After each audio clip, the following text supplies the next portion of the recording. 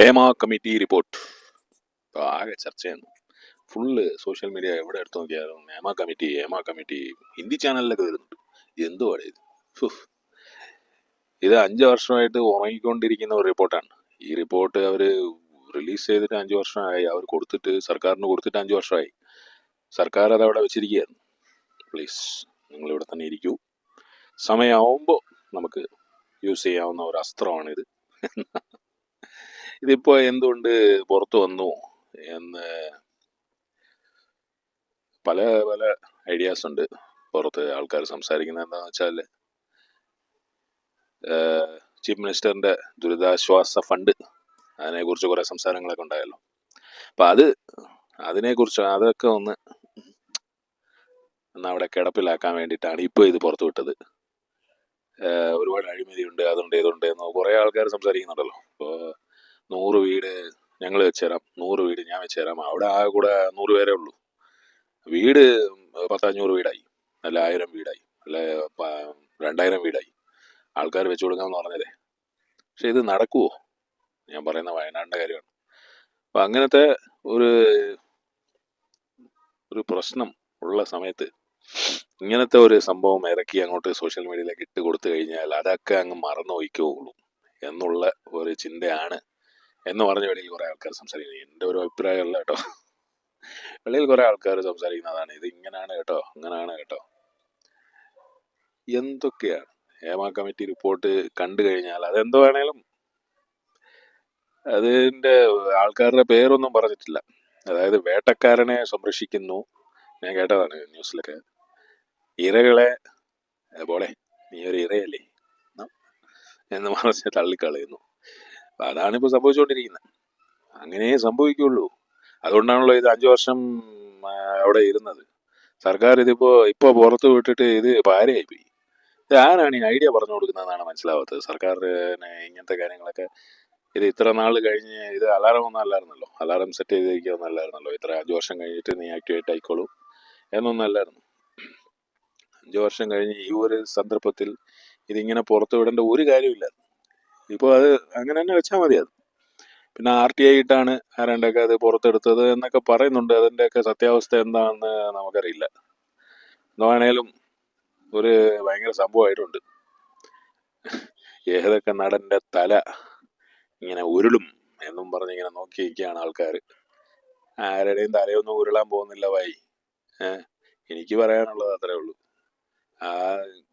ആ ഇൻവോൾവ് ആയ ആൾക്കാരൊക്കെ ഉണ്ടല്ലോ. പണ്ട് തിലകൻ ചേട്ടൻ വന്നിട്ട് ഇങ്ങനെ കുറേ കാര്യങ്ങളൊക്കെ പറഞ്ഞിട്ട് പോയി.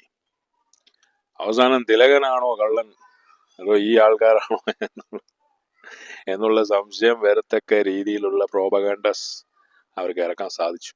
അതാണ് അവരുടെ പവർ. ഇപ്പോൾ പവർ ടീം എന്നൊക്കെ വിളിക്കുന്നുണ്ട് അവരെ. ഈ ബിഗ് ബോസിലൊക്കെ പോയത് കാരണമെന്ന് തോന്നുന്നു. അതിൻ്റെയൊക്കെ ഒരു ഹാങ് ഓവർ. ബിഗ് ബോസ് കണ്ട് പവർ ടീം, മറ്റേ പവർ ഇല്ലാത്ത ടീം. ഇവിടെ അവന്മാരെന്നും പവർഫുള്ളാ. അവരെ ഒന്നും ചെയ്യാൻ പറ്റില്ല. അതുപോലെയാണ് നമ്മുടെ ഒരു എന്താ പറയുന്ന ലൂപ്പ് ഹോൾ എന്ന് പറയുന്ന ആ സംഭവം ഉണ്ടല്ലോ. ഒരു ലൂപ്പ് ഹോൾ ഉണ്ടാക്കുക. ഒരു തുളയാണെങ്കിൽ നമുക്ക് അടയ്ക്കാം, എന്തെങ്കിലുമൊക്കെ വെച്ചിട്ട് MCയിൽ വെച്ചിട്ടോ അല്ലെ സിമെന്റ് വെച്ചിട്ടൊക്കെ അടയ്ക്കാം. ഇത് അപ്പോഴേക്കും അപ്പുറത്തെ സൈഡിൽ കൂടെ തുറന്നു വന്നു കഴിഞ്ഞാൽ എന്ത് ചെയ്യും? സംവിധായകൻ വിനയൻ വന്നിട്ട് കുറേ കാര്യങ്ങൾ പറഞ്ഞിട്ട് പോയിട്ടുണ്ട്. ഈ പവർ ഗ്രൂപ്പ് 15 അംഗം ആരാണിത്, ഇതിൽ ഒരു മന്ത്രിയുണ്ട്, പണ്ടിങ്ങനെ ചെയ്തു, അതാണ് ഇതാണ് എന്നൊക്കെ പറയുന്നുണ്ട്. അപ്പൊ ഇവരൊക്കെ പറഞ്ഞാലും ഇവരൊക്കെ ഇതൊക്കെ ചെയ്താലും നാളെ എന്ത് സംഭവിക്കും? നാളെ ഇതൊക്കെ മാറുമോ? നാളെ ഇതൊക്കെ അങ്ങ് ശരിയാവുമോ? എനിക്ക് തോന്നുന്നില്ല ശരിയാവുമെന്ന്. കാരണം എന്താണെന്ന് വെച്ചാൽ ഈ 15 അംഗം എന്ന് പറയുന്നത് ശരിയായിട്ടുള്ള ഒരു നമ്പറാന്ന് എനിക്ക് തോന്നുന്നില്ല. 15 അംഗമൊന്നും അല്ല. ഇതിൽ ഒരുപാട് ആൾക്കാരുണ്ടാവും. ഡയറക്റ്റായിട്ട് ഉള്ളത് ചിലപ്പം 10-15 പേരായിരിക്കും, അല്ലെങ്കിൽ 4 പേരായിരിക്കും, 5 പേരായിരിക്കും. ബാക്കി ഇൻഡയറക്റ്റ് ആയിട്ടുള്ള ആൾക്കാരെന്ന് പറയുന്നത്, സപ്പോർട്ട് ചെയ്യുന്ന ആൾക്കാരെന്ന് പറയുന്നത് ഒരുപാടുണ്ടാവും. അതാണ് സംഭവിച്ചുകൊണ്ടിരിക്കുന്നത്. തിലകൻ ചേട്ടൻ ആ സമയത്ത് പുള്ളി ഭയങ്കര ഒരു ഒരു വെറ്ററൻ ആക്ടറാണ്. ഇത്രയും സിനിമകൾ ചെയ്തിട്ട് പുള്ളി ഭയങ്കര റെസ്പെക്ട് ഉള്ള ഒരു വ്യക്തിയാണ് ഇൻഡസ്ട്രിയിൽ. പുള്ളി ഇങ്ങനത്തെ കാര്യങ്ങളൊക്കെ വന്ന് വിളിച്ചു പറഞ്ഞു, അതോടെ പുള്ളി ഔട്ടായി. അപ്പോൾ എത്രത്തോളം പവർഫുൾ ആണ് ഈ ആൾക്കാരെന്ന് നമുക്ക് മനസ്സിലാക്കാവുന്നതല്ലേ ഉള്ളൂ. 10 പേരായാലും 15 പേരായാലും ഈ പേരൊക്കെ എന്തുകൊണ്ട് കൊടുത്തില്ല? ഈ RTI ഇപ്പോഴും സർക്കാർ റിലീസ് ചെയ്തില്ലെന്നാണ് പറയുന്നത്. സർക്കാർ ഇപ്പോഴും അത് ഫുള്ളായിട്ട് റിലീസ് ചെയ്തിട്ടില്ല. എന്തുകൊണ്ട് റിലീസ് ചെയ്തിട്ടില്ല? കാരണം സർക്കാരിന് സർക്കാരിന് തന്നെ ഒരു ഭീഷണിയാവും ഇത് ഫുള്ളായിട്ട് റിലീസ് ചെയ്ത് കഴിഞ്ഞാൽ. സർക്കാരിന്റെ നിലനിൽപ്പ് തന്നെ പ്രശ്നത്തിലാവും എന്നുള്ള ഒരു തോന്നലുള്ളതുകൊണ്ടായിരിക്കും എന്നാണ് പൊതുവെ ഉള്ള അഭിപ്രായം. ഇപ്പോൾ ഒരുപാട് ആൾക്കാർ ഇതിനെക്കുറിച്ച് വീഡിയോയും കാര്യങ്ങളൊക്കെ ചെയ്യുന്നുണ്ട്. എന്താ പറയുക, 1 കോടി രൂപ ടാക്സ് മണി എന്നാണ് ഈ ഹേമ കമ്മീഷൻ ഫണ്ട് ചെയ്തത്. ടാക്സ് മണി ആരുടെ മണിയാണ്? ആരുടെ കാശാണ്? നമ്മളൊക്കെ അടച്ച ടാക്സിൽ നിന്നുള്ള കാശാണ് ഈ 1 കോടി രൂപ. അപ്പൊ ഈ 1 കോടി രൂപ ചെലവാക്കി ഹേമ കമ്മീഷൻ ഈ പഠനമൊക്കെ നടത്തി റിപ്പോർട്ടൊക്കെ കൊടുത്തു. ആ റിപ്പോർട്ട് അവിടെ ഉറങ്ങാനായിട്ട് 5 കൊല്ലം വെച്ചു. ഈ കമ്മീഷൻ എന്തുകൊണ്ട് രൂപീകരിച്ചു?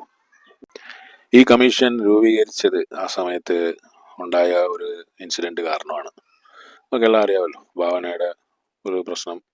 അത് കഴിഞ്ഞാണ് WCC ഉണ്ടാക്കുന്നത്. അവര് കംപ്ലൈന്റ് കൊടുത്തു ചീഫ് മിനിസ്റ്ററിന്. ആ സമയത്ത് ഓക്കെ, ഞങ്ങൾ എല്ലാം ശരിയാക്കാമെന്ന് പറഞ്ഞ് ഈ കമ്മീഷൻ ഉണ്ടാക്കി. കമ്മീഷൻ റിപ്പോർട്ട് തയ്യാറാക്കാൻ കുറച്ച് സമയം പിടിച്ചു. അത് കഴിഞ്ഞിട്ടുള്ള ഇതിൽ 5 വർഷം ഈ റിപ്പോർട്ട് അവിടെ ഉറങ്ങാണ്. അപ്പോൾ ഇങ്ങനെ ഇത്രേ ഉള്ളൂ. Justice delayed is justice denied എന്ന് വിശ്വസിക്കുന്ന ഒരാളാണ് ഞാൻ. ഇപ്പൊ നീതി എന്ന് പറയുന്നത്, ഇന്നൊരു കുറ്റം നടന്നാൽ അത് ഒരാഴ്ചയിലെങ്കിലും അല്ലെങ്കിൽ 1 മാസം അല്ലെങ്കിൽ ഒരു 6 മാസത്തിലെങ്കിലും അതിനുള്ള നീതി കിട്ടണം. അതാണ് ജസ്റ്റിസ്. അല്ലാതെ ആ ആൾക്കാർ സുഖമായിട്ട് ജീവിക്കുകയാണ്. അന്വേഷണം അതിന്റെ ഒരു സൈഡിൽ ഇങ്ങനെ നടക്കും, അതങ്ങനെ പോകുന്നുണ്ട്. പിന്നെ കുറെ കാലം കഴിഞ്ഞ് പിന്നെ റിപ്പോർട്ടും വന്നു. റിപ്പോർട്ട് അവിടെ മാറ്റി വെച്ചു. പിന്നെ കുറെ കാലം അതെങ്ങനെയായിരുന്നു. പിന്നെയാണ് റിപ്പോർട്ട് പുറത്തു വരുന്നത്. അപ്പൊ ഇതിൽ നിന്നൊക്കെ നമുക്ക് മനസ്സിലാക്കാം എത്രത്തോളം പവർഫുൾ ആയിട്ടുള്ള ആൾക്കാരാണ്. ഒരു സംസ്ഥാനത്തിലെ ഒരു മന്ത്രി ഇതിൽ ഇൻവോൾവ് ആണ് എന്നാണ് പറഞ്ഞിട്ടുള്ളത്. വിനയൻ സാറ് ഡയറക്ടർ പറഞ്ഞിട്ടുണ്ട്. അപ്പൊ അത് പുള്ളി പേര് പറയുന്നില്ല, എന്നാലും ഇത്രയും പറഞ്ഞു. പുള്ളിയെ കുറെ പ്രാവശ്യം ആൾക്കാർ റിപ്പോർട്ടേഴ്സ് ചോദിച്ചപ്പോൾ പുള്ളി അവസാനം പറഞ്ഞു വെച്ചത് സംസ്ഥാനത്തിലെ ഒരു മന്ത്രിയാണ്, അല്ലെങ്കിൽ അല്ലാതെ ഇപ്പോ കേന്ദ്രത്തിലുള്ള മന്ത്രിയല്ല എന്ന് പറഞ്ഞപ്പോൾ സുരേഷ് ഗോപി സാറിനൊരു ആശ്വാസമായി കാണും. മുകേഷ് സാറാണ് ഇതിനകത്ത് ഇൻവോൾവ് മെയിനായിട്ട് എന്നുള്ള ഒരു സംഭവം പണ്ട് മുതലേ ഉണ്ട്. എന്തുവാണേലും അതിപ്പോ പുള്ളിയെ ഇൻവോൾവ് ആക്കി പുള്ളിയെ ടാറടിച്ച് കാണിച്ചാലും വേറെ കുറെ ആൾക്കാർ ഇപ്പൊ വളർന്നു വരുന്നുണ്ട് ഇതിനകത്ത് ഇപ്പോ പ്രഗത്ഭന്മാരായിട്ട് ഇപ്പോ ഷൈൻ ടോം ചാക്കോ വളർന്നു വരുന്നു എന്നല്ല കേട്ടോ ഞാൻ പറയുന്നത്. ഷൈൻ ടോം ചാക്കോയോട് 2 ദിവസം മുമ്പേ ചോദിച്ചോ പുള്ളി എന്താ പറയുന്നത്? മദ്യപാനവും പുകവലിയും ഇതല്ലേ ഏറ്റവും വലിയ ഡ്രഗ് എന്നും പറഞ്ഞുകൊണ്ട് പുള്ളി ഒരു ഡയലോഗൊക്കെ കാച്ചിട്ട് പോയിട്ടുണ്ട്. എന്തുവാണ് പുള്ളിയോട് ചോദിച്ചത്? ഇതിനെക്കുറിച്ച് എന്താ പറയാനുള്ളത്? ഈ ഡ്രഗ്സ്, ഈ മറ്റേ സ്ത്രീകളെ സ്ത്രീപീഡനം, സ്ത്രീകളെ ബുദ്ധിമുട്ടിക്കുക, അതാണ് ചെയ്തുകൊണ്ടിരിക്കുന്നത്. സ്ത്രീകള് എന്തുകൊണ്ട് സിനിമയിലേക്ക് കൂടുതൽ പോകുന്നു? പണ്ടത്തെ കാലത്ത് സ്ത്രീകൾ അങ്ങനെ പോവില്ലായിരുന്നു. പണ്ടത്തെ കാലത്ത് സിനിമ എന്ന് പറയുന്ന ഒരു അഴുക്ക് എന്ന് പറയുന്ന ഒരു ഇതുണ്ടായിരുന്നു. ഇപ്പോ സിനിമ എന്ന് പറഞ്ഞാൽ അങ്ങ് ചാവുകയാണ്. റീൽസ് ഇടുക, എങ്ങനെയെങ്കിലും ഒക്കെ രക്ഷപ്പെടുക എന്നുള്ളതാണ് സിനിമ. സിനിമ സിനിമ സിനിമ എന്നും പറഞ്ഞുകൊണ്ട് ആ ഒരു ജ്വരം ഇപ്പോഴത്തെ പെൺപിള്ളേരുടെ ഇടയിലും ആൺപിള്ളേരുടെ ഇടയിലും ഭയങ്കര കൂടുതലാണ്. അത് ഒരു തെറ്റെന്ന് പറയാൻ പറ്റില്ല. അത് കാരണം ആ ഒരു ജ്വരം ഉള്ളതുകൊണ്ട് ആ ആൾക്കാരെയൊക്കെ ചൂഷണം ചെയ്യാന്ന് പറയുന്നത് മോശമാണ്. അതാണിപ്പോ ചെയ്തുകൊണ്ടിരിക്കുന്നത്. അത് ലോകത്ത് എവിടെ പോയാലും ഈ പ്രശ്നമുണ്ട്. ലോകത്ത് എവിടെ പോയാലും മനുഷ്യ സ്ത്രീ ആണെങ്കിൽ അവര് ചുറ്റിനും ഒരു 10 പുരുഷന്മാരുണ്ടെങ്കിൽ, മനുഷ്യ പുരുഷന്മാരുണ്ടെങ്കിൽ ചൂഷണം ചെയ്യാൻ ശ്രമിക്കും. 1-2 കീടങ്ങളെങ്കിലും അവിടെ ഉണ്ടാവും. അവന്മാർ അത് എന്തെങ്കിലുമൊക്കെ ചെയ്യാനൊക്കെ ശ്രമിക്കും. ഇത് സംഭവിച്ചുകൊണ്ടിരിക്കുന്ന കാര്യമാണ്. ഇപ്പോ കൊൽക്കത്തയിലുണ്ടായ റേപ്പ് ഇത്രയും വലുതായി. അതിന്റെ ഇഷ്യൂവും കാര്യങ്ങളൊക്കെ നോക്കിക്കഴിഞ്ഞാൽ ഭയങ്കര, എവിടെ നോക്കിയാലും കൊൽക്കത്തയിലെ റേപ്പിനെ കുറിച്ചാണ് സംസാരിക്കുന്നത്. കൊൽക്കത്തയിൽ മാത്രമാണോ റേപ്പ് സംഭവിക്കുന്നത്? എത്ര സ്ഥലത്താണ്, എത്ര റേപ്പ് കേസ്, എത്ര സ്ഥലത്ത് സ്ത്രീകളെ ഇങ്ങനെ ചൂഷണം ചെയ്യാൻ ശ്രമിക്കുന്നു എന്നുള്ളത് നമുക്ക് ചിന്തിക്കാൻ പോലും പറ്റില്ല. അത്രയും ആണ്. അപ്പൊ ഇത് മാറണമെങ്കിൽ നിയമങ്ങൾ സ്ട്രോങ് ആയതുകൊണ്ടോ ഒന്നും മാറത്തില്ല. ഫുള്ളായിട്ടൊന്നും മാറ്റാൻ പറ്റില്ല. നിയമങ്ങൾ സ്ട്രോങ് ആയതുകൊണ്ട് ഇപ്പോഴത്തെ നിയമങ്ങൾ സ്ട്രോങ് ആയതുകൊണ്ടാണ് ഒരു അല്പമെങ്കിലും ഒരു ആശ്വാസമുള്ളത്.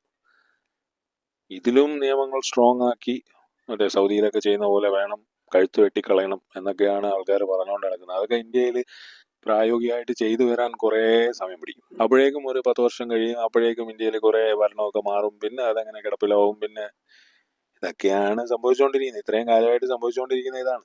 ഇപ്പോൾ വയനാടിന്റെ കാര്യം വന്നു, വയനാട്ടില് ഇത്രയും പ്രശ്നം ഉണ്ടായി, വയനാട്ടിലെ ദുരിതാശ്വാസ പ്രവൃത്തികളൊക്കെ ഒരുപാട് നടന്നുകൊണ്ടിരിക്കുന്നു. അപ്പം അതിൻ്റെ ഇടയിൽ കുറേ ആൾക്കാർ വന്നിട്ട് CMന്റെ റിലീഫ് ഫണ്ടിനെ കുറിച്ച് ചോദ്യം ചെയ്തു. അത് ഇങ്ങനെ കത്തിക്കേറി വന്നുകൊണ്ടിരിക്കുകയായിരുന്നു. അപ്പോഴാണ് ഈ ഹേമ റിപ്പോർട്ട് വന്നത്. ഹേമ കമ്മിറ്റി റിപ്പോർട്ട് വന്ന ഉടനെ ഇപ്പം എല്ലാവരും ഇതിൻ്റെ പുറകില്ല. ഇത് ഒരാഴ്ച ഇങ്ങനെ പോവും, ഒരാഴ്ച കഴിയുമ്പോഴേക്കും അടുത്ത ഒരു പ്രശ്നം ഉണ്ടാവും, ആ പ്രശ്നത്തിന്റെ പുറകിൽ പോകും. ഇതാണ് സംഭവിച്ചുകൊണ്ടിരിക്കുന്നത് ഇവിടെ. എന്താ പറയുക, ഇതിപ്പോ ഈ ഹേമ കമ്മിറ്റി റിപ്പോർട്ടിലെ ആ 15 ആൾക്കാരെ ആരാണ്, ഹേമ കമ്മിറ്റി ആരെയാണ് അക്യൂസ് ചെയ്യുന്നത്, ആ അക്യൂസ്ഡ് ആരൊക്കെയാണ് എന്ന് കാണിച്ച് അവരെ അറസ്റ്റ് ചെയ്ത് അവരെ അകത്താക്കി അവരെ ജാമ്യത്തിൽ വിടാൻ വലിയ സമയമൊന്നും വേണ്ട, വലിയ പാടൊന്നുമില്ല. പക്ഷേ അവരുടെ പവർ, അവരുടെ കയ്യിലുള്ള പണം, മണി ഈസ് ഓൾവേസ് അൾട്ടിമേറ്റ് എന്ന് പറയുന്ന പോലെ, ആ ഒരു പവറിന്റെ കാരണം, ആ ഒരു പവറിന്റെ പുറകിലാണ് ഈ ആൾക്കാരെല്ലാം. ഇപ്പോൾ സംസ്ഥാന സർക്കാരിനെ ഞാൻ കുറ്റം പറയുന്നില്ല, അല്ലെങ്കിൽ കേന്ദ്രത്തിലുള്ള സർക്കാരിനെ ഞാൻ കുറ്റം പറയുന്നില്ല. ഇപ്പൊ ഇതിൽ ഒരുപാട് പ്രശ്നങ്ങൾ വരാനുള്ള സാധ്യത ഞാൻ കാണുന്നുണ്ട്. കേന്ദ്രത്തിലുള്ള സർക്കാർ ഇൻവോൾവ് ആവാനുള്ള സാധ്യതയുണ്ട്. കാരണം ഇവിടുത്തെ സംസ്ഥാന സർക്കാരിനെയും കേന്ദ്രത്തിലെ സർക്കാരിന് അത്രയ്ക്കും പിടുത്തമില്ലല്ലോ. അപ്പൊ അവർ ഇൻവോൾവ് ആയി കഴിഞ്ഞ് ഇത് നിങ്ങൾ എന്തുകൊണ്ട് ഇത് വിട്ടില്ല, ഇത് ഫുള്ളായിട്ട് വിട് എന്ന് പറഞ്ഞ് ഇപ്പോൾ നമ്മുടെ സുരേഷ് ഗോപി സാറൊക്കെ ഇതിനകത്ത് ഇൻവോൾവ് ആകാനുള്ള സാധ്യതയുണ്ട്.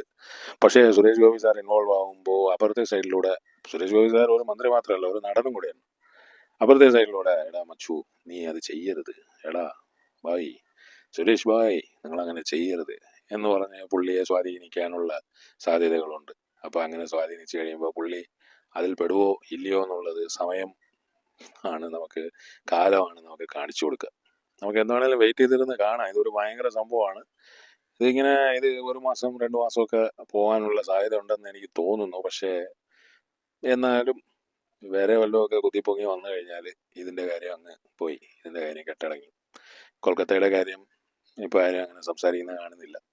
കൊൽക്കത്തയിലെ ഒരു സ്ത്രീക്ക് സംഭവിച്ച ഒരു ദുരിതം ഭയങ്കര ദയനീയമാണ്. ആ ഒരു സ്ഥലത്തിൽ പെട്ടത് റോങ് ടൈം റോങ് പ്ലേസ്, തെറ്റായുള്ള സമയത്ത് തെറ്റായുള്ള സ്ഥലത്തിൽ, അത് റൈറ്റ് ടൈം റൈറ്റ് പ്ലേസ് ആയിപ്പോയി. അവരുടെ കാര്യത്തിൽ പെട്ടു, കഴിഞ്ഞു. ഒരു ആക്സിഡന്റ് പോലെയാണ്. പക്ഷെ അതൊരു ആക്സിഡന്റ് ആയിട്ട് കണക്കാക്കാൻ പറ്റില്ല, അതൊരു ഇൻസിഡന്റ് ആണ്. ഇതിനെക്കുറിച്ച് സംസാരിച്ചു കഴിഞ്ഞാൽ ഇങ്ങനെ സംസാരിച്ചുകൊണ്ടേ ഇരിക്കാൻ പറ്റും, ഒരു കാര്യമില്ല. കാരണം അടുത്ത ഒരു സംഭവം അവിടെ സംഭവിക്കുന്നുണ്ട്. ഇപ്പോഴും ഈ സെക്കൻഡിലും ഒരു നടി എവിടെയോ ചൂഷണം ചെയ്യപ്പെടുകയാണ്. നമ്മുടെ കേരളത്തിലില്ലെങ്കിൽ, തമിഴ്നാട്ടിലല്ലെങ്കിൽ, ആന്ധ്രയിലില്ലെങ്കിൽ. ഒരുപാട് ഈ താരങ്ങൾ എന്ന് പറയുന്ന ആൾക്കാർ, ഒരുപാട് ഈ മറ്റേ വലിയ സ്റ്റാർ ആയിട്ടുള്ള ആൾക്കാർ, ഒരുപാട് ആൾക്കാർ തെണ്ടികളാണ്. കാരണം അവരങ്ങനെ ശീലിച്ചു പോയി. അവര് പന പോലെ വളർത്തുമെന്ന് പറയുന്നത് കേട്ടിട്ടില്ലേ? അതാണ് എനിക്ക് ഇവന്മാരെയൊക്കെ കാണുമ്പോൾ ഓർമ്മ വരിക. ഞാൻ ലൈവായിട്ട് കണ്ടിട്ടുണ്ട്. ഞാൻ എവിടെ കണ്ടു, എങ്ങനെ കണ്ടു എന്നുള്ളത് പറഞ്ഞിട്ട് കാര്യമില്ല. ചെറിയ രീതിയിൽ, അതായത് ഇപ്പോൾ പീഡനം എന്ന് പറയുന്നത് ഫുള്ളായിട്ട് പീഡിപ്പിക്കുക എന്ന് പറയുന്നത് വേറെ കാര്യം. അങ്ങനെ തന്നെ സംഭവിച്ചോണമെന്നില്ല. ചെറിയ രീതിയിൽ ഒന്ന് അവരെ തൊട്ടിട്ട് അതിലൊരു സന്തോഷം, അവനെ തൊടുന്നവന്, ആ സ്ത്രീക്ക് അതൊരു ഇറിറ്റേഷൻ. എന്നാലും ഇങ്ങനെ മനസ്സിൽ ഇങ്ങനെ കടിച്ചു പിടിക്കുകയാണ്. പ്രൊഡക്ഷൻ കൺട്രോളറാ, അല്ലെങ്കിൽ പ്രൊഡ്യൂസറിന്റെ അടുത്ത ആളാ, അല്ലെങ്കിൽ ഡയറക്ടറിന്റെ അടുത്ത ആളാ, അല്ലെങ്കിൽ അസിസ്റ്റന്റ് ഡയറക്ടറാ, അല്ലെങ്കിൽ ഇതാണ് സിനിമ ഇൻഡസ്ട്രി. സിനിമ ഇൻഡസ്ട്രിയിലേക്ക് പോകണം എന്ന് പറഞ്ഞ് ചെറുപ്പത്തില് സംഭവിക്കുന്ന ഒരു പ്രശ്നമുണ്ട് നമ്മുടെ നാട്ടിലൊക്കെ. ഒരു കാര്യവും ഇല്ലാതെ കൊച്ചു പിള്ളേരെ എന്ത് ചെയ്യുമെന്ന് വെച്ചാൽ ഡാൻസ് ചെയ്, നീ ഡാൻസ് ചെയ്, ആ പാട്ടിന് അങ്ങനെ ആടിയാണ്, ഇങ്ങനെ ആടി ഇങ്ങനെ ആടാനായിട്ടൊക്കെ വിടും. കൊച്ചു പെൺപിള്ളേരെ, നമ്മുടെ സ്വന്തം മക്കളെ, പെൺമക്കളെ ഇങ്ങനെ ഡാൻസ് ചെയ്യിപ്പിക്കും. ഡാൻസ് ചെയ്ത് കഴിയുമ്പോൾ ഒരു 2 വർഷം ഡാൻസ് ചെയ്ത് കഴിയുമ്പോൾ ഡാൻസ് ക്ലാസ്സിനൊക്കെ വിടും കുറേ ആൾക്കാരല്ല, 90% ആൾക്കാർ ഇപ്പോൾ അതാണ് ചെയ്തുകൊണ്ടിരിക്കുന്നത്. അരങ്ങേറ്റം അത് കഴിഞ്ഞ് ആ ഫീൽഡ് എന്ന് പറയുന്നത്, ആ പണ്ട് കാലം തൊട്ടേ ആ ഫീൽഡ് എന്ന് പറയുന്നത്, പണ്ട് കാലത്ത് എന്തായിരുന്നു, രാജാവിന്റെ ദാസി എന്ന് പറഞ്ഞാൽ എന്താണെന്ന് അറിയാമല്ലോ.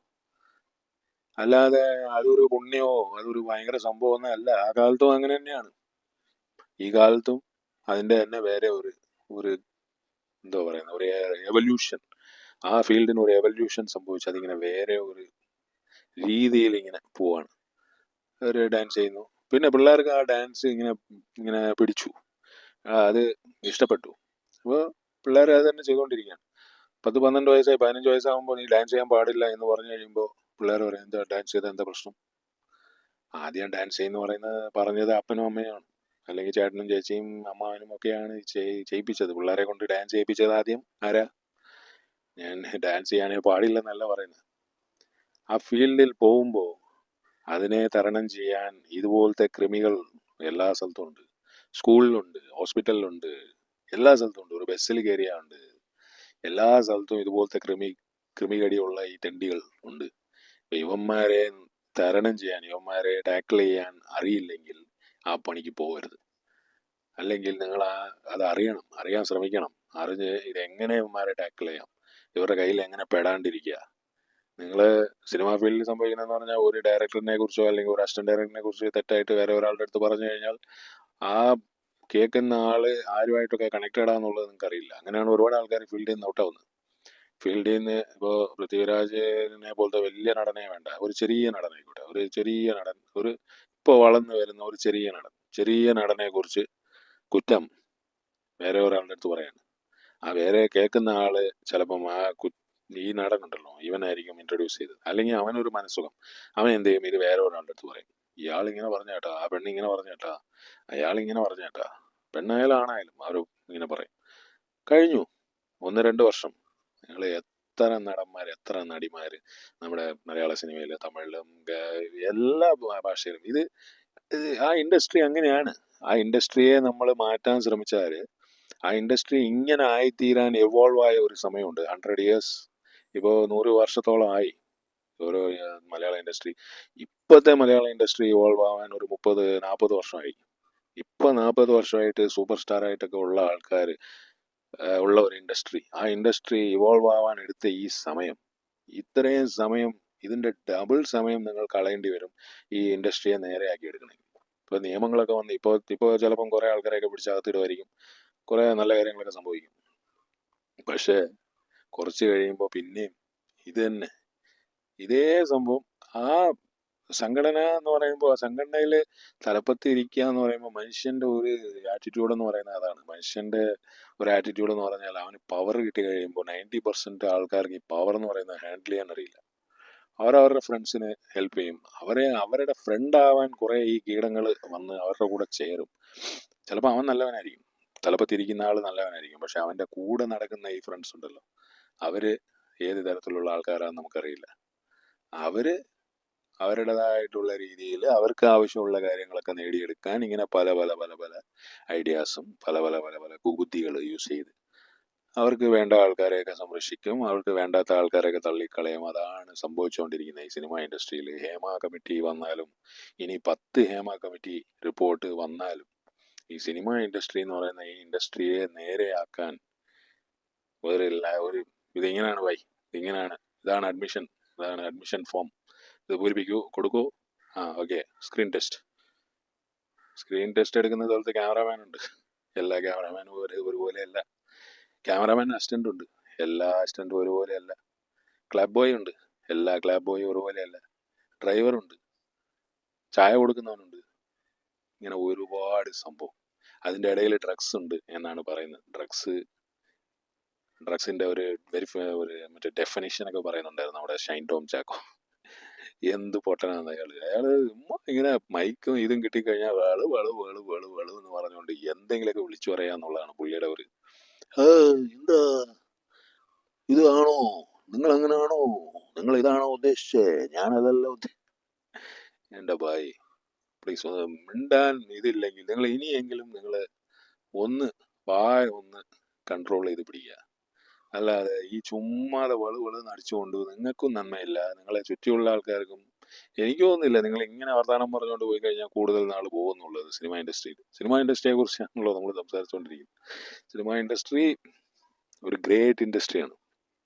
കാരണം ഒരുപാട് ആറ്റിറ്റ്യൂഡ്, ഒരുപാട് സ്വഭാവ ഗുണങ്ങൾ, ദൂഷ്യങ്ങൾ ഉള്ള ആൾക്കാർ വന്ന് ചേരുന്ന ഒരു മറ്റേ കുറേ നദികൾ ഇങ്ങനെ വന്നിട്ട് ഒരുമിച്ച് ചേരുന്ന ഒരു ഇതുണ്ടല്ലോ, അതാണ് സിനിമ ഇൻഡസ്ട്രി. അപ്പൊ ഇങ്ങനെ കുറേ നദികൾ ഇങ്ങനെ വരികയാണ്. ഇങ്ങനെ ഒരു സ്ഥലത്തേക്ക് 2 നദി 3 നദി വരുന്ന സ്ഥലം തന്നെ നമ്മൾ കണ്ടിട്ടുണ്ട്. എത്ര കറണ്ട് എത്ര പവർഫുൾ ആയിരിക്കും എന്നുള്ളത്. അപ്പോൾ ഈ കുറേ ആറ്റിറ്റ്യൂഡും കുറേ ഇതുമുള്ള ആൾക്കാർ വന്നിട്ട് ഒരുമിച്ച് ഇപ്പോൾ ഈ ബിഗ് ബോസിലൊക്കെ സംഭവിക്കുന്ന അതാണ്. അവിടുത്തെ അടിയും പിടിയും ബഹളവും ഒക്കെ കുറേയൊക്കെ സ്ക്രിപ്റ്റഡ് ആണ് എന്ന് പറഞ്ഞാലും കുറേ കാര്യങ്ങളൊക്കെ അല്ലാതെയും സംഭവിക്കുന്നുണ്ട്. അപ്പോൾ സ്ക്രിപ്റ്റായിട്ട് അത് നടത്താൻ പറ്റുള്ളൂ. നിങ്ങൾ ഫുള്ളായിട്ട് ഫ്രീ ആയിട്ട് വിട്ട് കഴിഞ്ഞാൽ അവിടെ കഴിഞ്ഞു. അവിടെ തെറിവിളിയും ഇതിൻ്റെ ബഹളമായിരിക്കും. സ്ക്രിപ്റ്റഡ് അല്ലാതെ അതൊന്നും ചെയ്യാൻ പറ്റില്ല. അതാണ് അതിൻ്റെ സത്യം. അതുപോലെയാണ് സിനിമയിലും ഈ ഇത്രയും സ്വഭാവ ഗുണങ്ങൾ ഉള്ള ആൾക്കാർ, ഗുണങ്ങളും ദൂഷ്യങ്ങളും ഉള്ള ആൾക്കാർ വന്ന് ചേരുന്ന ഒരു എന്താ പറയുന്ന അഴുക്കുചാലം എന്ന് പറയാം, അല്ലെങ്കിൽ നദിന്നോ എന്തെങ്കിലുമൊക്കെ ആയിക്കോട്ടെ, ആ സ്ഥലത്ത് നിങ്ങൾ പോയി ആ ഒഴുക്കിൽ നിങ്ങൾ പെടുകയാണെങ്കിൽ നിങ്ങളുടെ സ്ഥിതി, നിങ്ങളൊരു പാവമാണ്, നിങ്ങൾക്കൊന്നും അറിയില്ല, ഒരു പെൺകുട്ടി ഇങ്ങനെ പോവാണ്, എനിക്ക് സിനിമയിൽ കയറണം, കഴിഞ്ഞു, finish, bye bye, go home എന്ന് പറഞ്ഞ ഒരു സംഭവമാണ് സംഭവിക്കുക. അതിപ്പോ എത്ര നിയമം എത്ര സ്ട്രോങ് ആണേലും, എത്ര ഇത് വന്നാലും, എവിടെയെങ്കിലൊക്കെ ഒരു ലൂപ്പ് ഹോൾ ഉണ്ടാക്കി, എവിടെയെങ്കിലൊക്കെ ഒരു ഗ്യാപ്പ് കണ്ടുപിടിച്ച് അവന്മാരത് എന്ന് പറഞ്ഞുകൊണ്ട് എസ്കേപ്പായി അവന്മാർ രക്ഷപ്പെടേണ്ട ആൾക്കാരൊക്കെ രക്ഷപ്പെടും. ഇത്രേ പറയാനുള്ളൂ. എനിക്ക് ഈ ഹേമ കമ്മിറ്റി റിപ്പോർട്ട് കണ്ടിട്ട് എനിക്ക് ചിരിയാണ് വന്നത്. പേരൊന്നുമില്ല, അത് പ്രൈവസിയാണ് കേട്ടോ. No, we cannot give names. പിന്നെ എന്തിനാണ്